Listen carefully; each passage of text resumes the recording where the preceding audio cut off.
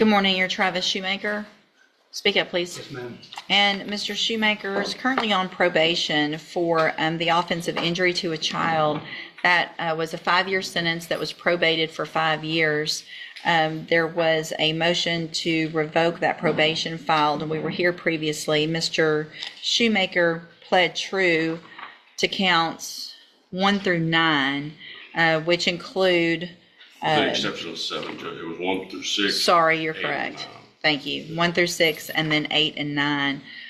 Just for the record, those include failing to report, failing to do community service, failing to do intensive outpatient treatment, failing to complete the battering intervention program, committing the new offense of domestic violence and false imprisonment in 2023 in San Francisco County, California. Has everyone had an opportunity to review that updated pre-sentence report? Yes, Your Honor. Are there any additions or corrections, Ms. Holmes? None from the defense, Your Honor. Mr. Not Hoffpower? for the state, Your Honor. And this was just an open plea, correct? Was there an agreement? It wasn't an agreement, Your Honor. It was just- unagreed. That's what I thought. Okay, Ms. Holmes, you may proceed. Yes, Your Honor. I've met with Mr. Shoemaker in regards to his violations with probation. Biggest issue is absconding and leaving the area, in which he at some point had to be extradited from California. Mr. Shoemaker explained the reasoning why he was there, stating that he did contact probation or to let them know that he was needing medical treatment because he was not getting the appropriate treatments locally, and so he decided to go elsewhere, and that's how he ended up in California. I think he does have family out there as well. One of the biggest issues, Judge, in my meetings with Mr. Shoemaker is mental health. It is my understanding that he was extended so that he could participate in some mental health treatment. I do feel that he does need to continue to have some type of mental health treatment. He is asking to be continued on probation so that he can get the appropriate treatment. In addition, maybe the court could consider the cognitive track of ISF as a means of helping Mr. Shoemaker get back on track, as well as if he does have that opportunity to continue to have the GPS monitoring, because we do know that the concern is him being a flight risk. And so I've explained to him, and he would be in agreement that if the court gave him that opportunity so that he could get his mental health back on track and to try to complete probation, that the GPS monitor is appropriate. I've also explained to him, because he had made a statement in regards to wanting to go to Hawaii. I personally told him that's not happening. And he then stated that he is willing to remain in Jefferson County and would seek help or additional aid so that he could have the appropriate housing to remain in Jefferson County, unless he is given some type of approval to travel.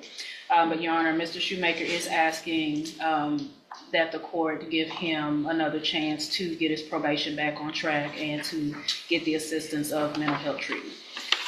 So, and real quick, Mr. Hoffpower, I probably can...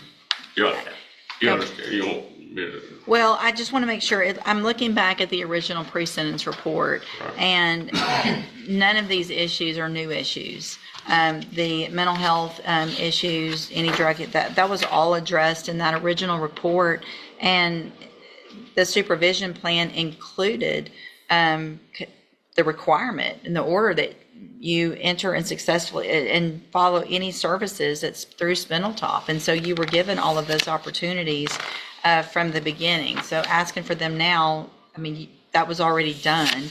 And it's not just like you left, I don't know what this health issue is that you think they can do better in California, but you went to California and obviously didn't get better because you committed the new offenses of domestic violence that, I mean, appear pretty serious. Mr. Hoffpower? Your Honor, and I want to make sure that the court, and I want to take judicial notice of the updated pre-sentence, but it's included in there, is that he's gone to California twice and has been extradited. He went first time and was brought back, and in 11/30 of 2023, he was extradited back, and then when the court allowed him an extension. It went from a deferred to a straight probation. That's when the mental health stuff was applied. He didn't comply and actually was caught in California again. You're right. Without, he looks like for maybe a month he may have reported. He absconds every time. Twice. So, I mean, at the original pre-sentence report, when he first got on probation, I said, let's help you out. That's what you needed with services. Then you left, and sometimes I look back at what I let people do, and I wonder what I was thinking. Because you went to California, came back, said, I need mental health treatment again, and I said, okay, and now it's the third time you're saying that after we've had to go get you in California. Is there anything else, Ms. Ruiz, that's not in that updated report that you'd like to add? So, Mr. Shoemaker, anything else, Ms. Holmes? Yeah. At this time, I'm going to find that you entered your pleas of true, again, to counts 1 through 6 and 8 and 9 freely and voluntarily. Find this counts true. Find sufficient evidence to revoke your probation, and at this time revoke your probation. Sentence you to a term of 5 years in the institutional division of the Texas Department of Corrections. You will receive credit on that sentence for any time that you've been in custody that the law gives you the right to receive. This is not a plea agreement. You have some limited rights to appeal. You can talk to Ms. Holmes about that. I'm handing you that admonishment. Ms. Holmes, if you'll get signatures on that and then get the bottom copy. I'm also going to hand you, Mr. Shoemaker, let's see, I probably did this back in 2022. When you were initially placed on probation, I'm not sure if I did that back then when we started, but because of the judgment entered against you, you're ineligible under Texas law to possess a firearm or ammunition. Possession of a firearm or ammunition could lead to charges against you. Firearm is a legal term. Read that written admonishment I provide you to make sure you understand that law, okay? And once you sign that, we'll get you a copy of the certification, and then you can go back with the bailiff. Thank you, and thank you, Mr. Ruiz. Good morning, sir. You're Terry Rose. Yes, ma'am. And in cause number 24, DCCR 1369, Mr. Rose is charged with first-degree felony offensive murder. And Mr. Roundtree, what is the announcement? Mr. Nichols, where are y'all? Your Honor, I tendered to Mr. Roundtree today in court updated discovery. Okay. That had come in. It was pretty voluminous, and we put it on a big thumb drive form and gave that to him today. Do you anticipate anything else coming? I do not, Your Honor. Okay. And I haven't had a chance to talk to Mr. Nichols. I did briefly go through what he tendered this morning, and there may still be some outstanding discovery, but I can get with him and send him an email what I believe may be missing. Okay. But I don't want to represent that to the court. Sure. Until you can have a just chance. Based on what I reviewed this morning. So realistically, for you to go through that, to get some other things involved if you need, what I'd like to do is maybe just a 60-day reset instead of a 30-day. That gives you time to go through everything, make any requests to Mr. Nichols. If there's something you need to go out and try to find, get that, and then I'll review the motion and get what you need to hopefully get a announcement maybe at that next court date. Sounds good, Your Honor. Okay. That's fine with me, Your Honor. Okay, perfect. Thank you. Thank you, Ms. Rose. You can go back with the bailiff. All right, sir, are you Christopher Wade? And will your client waive the formal reading of the indictment? He does, Your Honor. Mr. Wade, in cause number 24, DCCR 0264, the state is elected to proceed on count 1 only. It alleges you committed a third-degree felony offense of evading arrest or detention with the use of a vehicle. And that is from December 29th of 2023. And how do you plead to that charge? Are you pleading guilty freely and voluntarily? And are you pleading guilty because you did what they charged you with? I have here on the computer some documents that have your signature on them that the state's marked as exhibit number 1. Before you signed these, did you go over them with Mr. Samuel? Do you fully understand them? And do you understand, if I follow the agreement that you've made with the district attorney, that you will be waiving or giving up any right to appeal? Do you also understand, if you're not a U.S. citizen, that a plea of guilty or no contest may result in your deportation, exclusion from admission to the country, or denial of naturalization under federal law? State tenders number 1. No objection. It's admitted. Is there any evidence that Mr. Wade is not competent? There's none. All right, sir, I'm going to find that you entered your plea of guilty freely and voluntarily. Find that you're mentally competent and you understand the nature and the consequences of your plea. Find sufficient evidence to find you guilty, and at this time find you guilty of evading arrest or detention with the use of a vehicle. sentence you in accordance with your agreement to a term of 8 years in the institutional division of the Texas Department of Corrections. You will receive that credit on that sentence for any time that you've been in custody that the law gives you the right to receive. I'm handing you the trial court certification. That shows that this was an agreement that I followed, and so you have waived your right to appeal. I've also handed you a written admonishment regarding your ineligibility to possess a firearm or ammunition. Because of the judgment entered against you, you're ineligible under Texas law to possess a firearm or ammunition. Possession of a firearm or ammunition could lead to charges against you. Firearm is a legal term, so you should read that written admonishment I provide you to see what devices qualify as a firearm. And if you have any questions about how long that lasts or anything about that, you can talk to Mr. Samuel, all right? All right, good luck to you, sir. Thank you, Mr. Samuel. Thank you. Thank you, Your Honor. Still watching? Hit like. It helps real courtroom stories reach more people.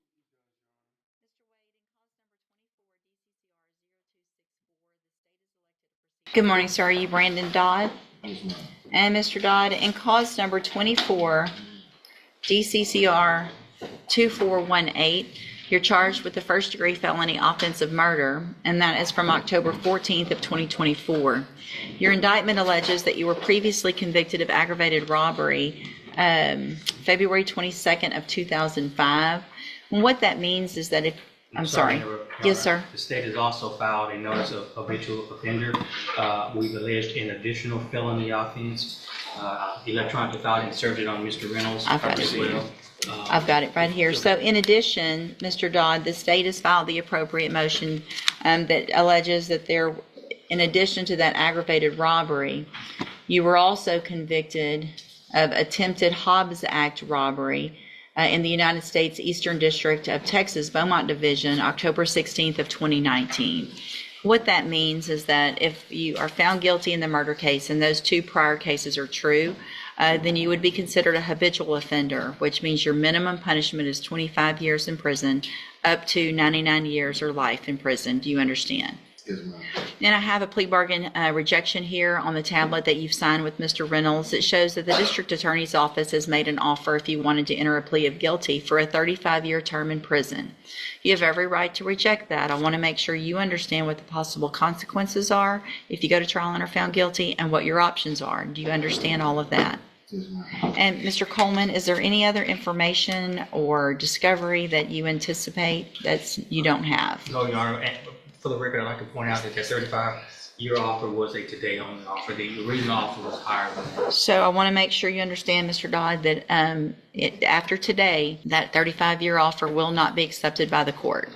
So if you're not guilty, go to trial, that's fine. If you change your mind later and you want to enter a plea of guilty, it would either be to something different than that, or it would be open to the court unless there is some new evidence that Mr. Coleman and Mr. Reynolds weren't aware of today. Do you understand?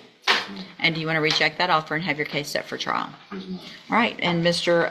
Reynolds, you've got everything, and Well, Judge, there's a co-defendant in this case, and of course, I have not seen the co-defendant file, and there may be things that are inculpatory to the co-defendant that are exculpatory to my client. So I would like to be able to review that before I announce ready. And we Okay. had that discussion, and I'm happy to make that discovery available to Mr. Reynolds. okay, so I will go ahead and set it on the trial docket. If something about that information that you get once that's turned over to you changes the status of the case, just let Mr. Coleman know, let us know. We can make whatever change if there's any issues with regard to offers or negotiations based on that. Yes, ma'am. Okay, all right, you can go back with the bailiff. Good morning, are you Anthony Domingo? Yes, ma'am. And Mr. Domingo was previously in court, entered pleas of guilty to the third-degree felony offense of unlawful possession of a firearm by a felon and the second-degree felony offense of aggravated assault with a deadly weapon. There was an agreement for a cap of 8 years in each of those cases. I've received the pre-sentence report. Has everyone had an opportunity to review the report? We have, Judge. Yes, sir. Are there any additions or corrections? Nothing to finish, Judge. All right, Mr. Lewis, you may proceed. Judge, with Mr. Domingo, there was a situation, of course, where he had not been out of custody long at the time when he picked up this case, these two cases here. And when he was released from custody from TDC, he had made several strides as far as trying to get stable, as far as maybe finding somewhere to live, stable job, doing what he needs to do. Unfortunately, some of his decisions as far as who he was involved with at the time did not help matters. He also, what you see from the PSI, that there was some drug use that was going on. And from talking with him, I think a lot of that was self-medicating from a lot of the things he dealt with while he was in TDC until after. He lost several family members during that time period. I believe he even came home to family members that was ill and lost them shortly after. And we believe that community supervision would have the structure of things, of vehicles that he would need to be able to address those issues, address any anger issues, that would allow him to not be in this situation again. I think his attitude, which is clear from his additional statement that he gave in regards to how he feels about the situation he's put himself in, as far as wanting to move forward and be productive.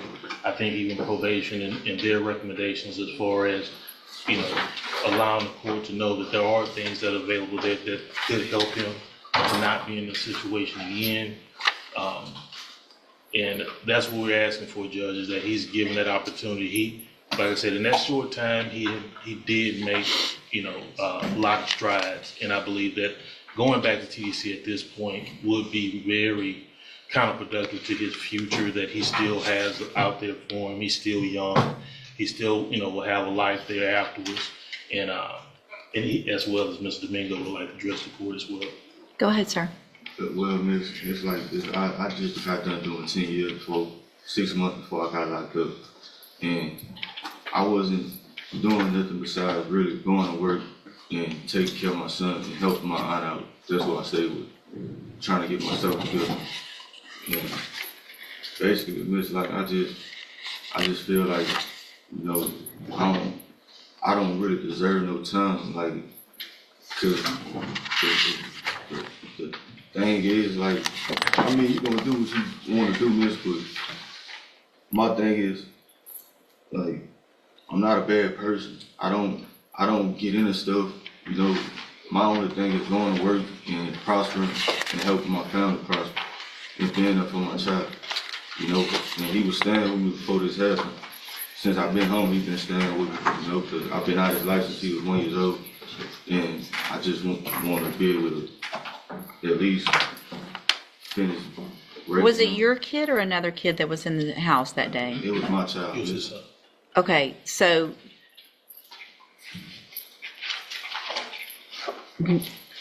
I have no words. You barricaded, you were out of prison. You'd served 10 years. Yes, ma'am. You grew up, more mature. You have an opportunity at freedom.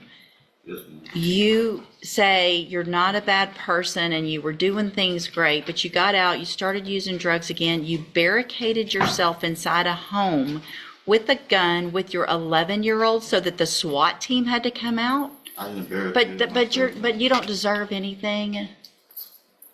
How does that even make sense? Now, in this situation, it's critical. It is. It's very critical. It's very critical. You're right. Like, the paperwork from the police report is true, but it's not all true. Because I didn't barricade myself and how they could have came in at any time. Okay, but you were inside the house with a gun. You didn't put something up against the door and barricade I it. did not do that. Right. Okay, but still, you're inside the house with the gun with your kids. So we're not going to play semantics here and word games about what did and didn't happen.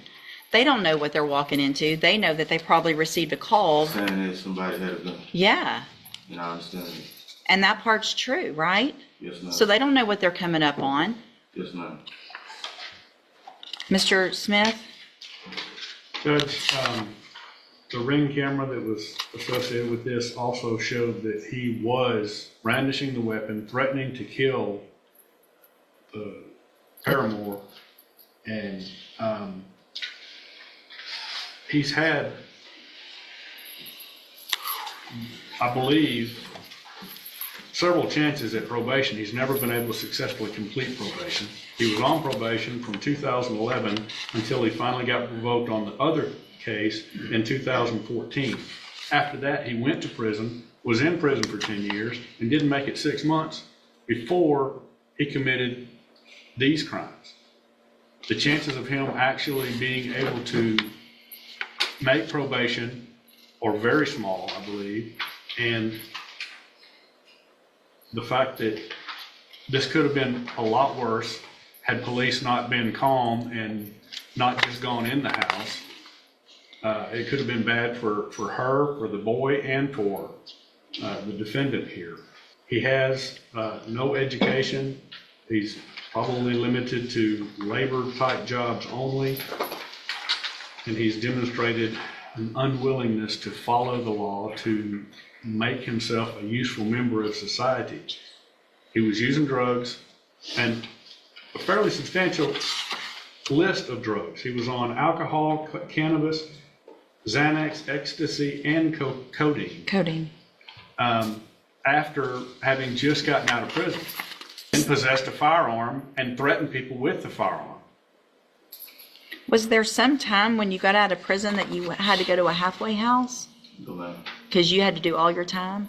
I did all my time. You did every bit of it. Yes, ma'am. You know what that tells me?